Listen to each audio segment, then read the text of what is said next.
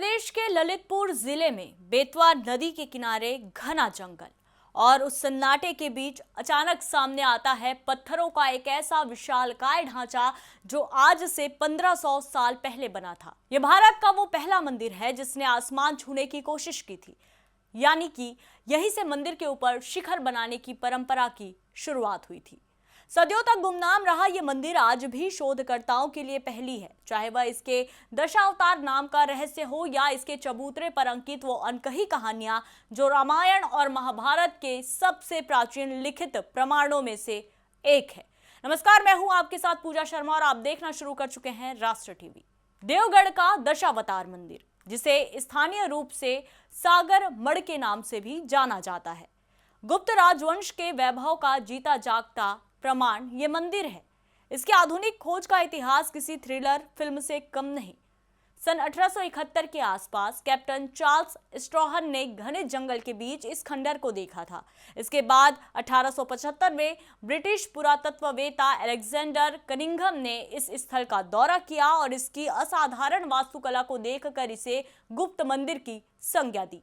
Cunningham ने अपनी report में उल्लेख किया कि यह मंदिर उत्तर भारत की तत्कालीन कला का चरम बिंदु था। पुरातात्विक कालक्रम के अनुसार इस मंदिर का निर्माण लगभग 6वीं शताब्दी की शुरुआत में हुआ माना जाता है। कुछ विद्वान जैसे बेंजामिन प्रेसियाडो सोलिस इसे 5वीं शताब्दी का मानते हैं, जबकि जॉर्ज मिशेल और माइकल मिस्टर जैसे विशेषज्ञ इसकी शैली के आधार पर इसे 500 से 525 ईस्वी के बीच का बताते हैं। ये वो समय था जब भारतीय मंदिर निर्माण कला शैलीकृति से निकलकर संरचनात्मक रूप ले रही थी। दशावतार मंदिर का सबसे आकर्षक भाग इसका शिखर है, जो पिरामिड नुमा बुर्ज की तरह दिखता है।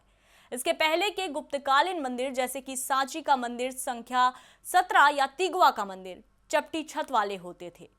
देवगढ़ के इस मंदिर ने पहली बार गर्भगृह के ऊपर एक ऊंची संरचना का निर्माण किया, जो वर्तमान में खंडित अवस्था में होने के बावजूद भी लगभग 12 मीटर ऊंचा है। यह शिखर नागर शैली की वास्तुकला का पूर्वज माना जाता है, जो आगे चलकर खजुराहो और कोणार्क जैसे भव्य मंदिरों का आधार बना। मंदिर का विन्यास पंचायतन शैली पर आधारित है। पंचायतन का अर्थ है 5 मंदिरों का समूह, जहां एक मुख्य केंद्रीय मंदिर होता है और चबूतरे के चारों कोनों पर 4 सहायक छोटे मंदिर होते हैं। इस मंदिर का सबसे बड़ा रहस्य इसके नाम में ही छिपा है। कनिंघम ने 1875 में इसे दशावतार नाम दिया था, क्योंकि उन्हें उम्मीद थी कि यहाँ भगवान विष्णु के 10 अवतार के फलक मिलेंगे।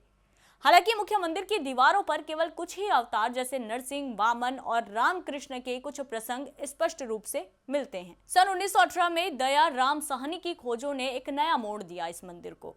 उन्हें मंदिर के चबूतरे के पास मिट्टी में दबे हुए कई पत्थर के फलक मिले, जो अब राष्ट्रीय संग्रहालय दिल्ली में रखे गए हैं।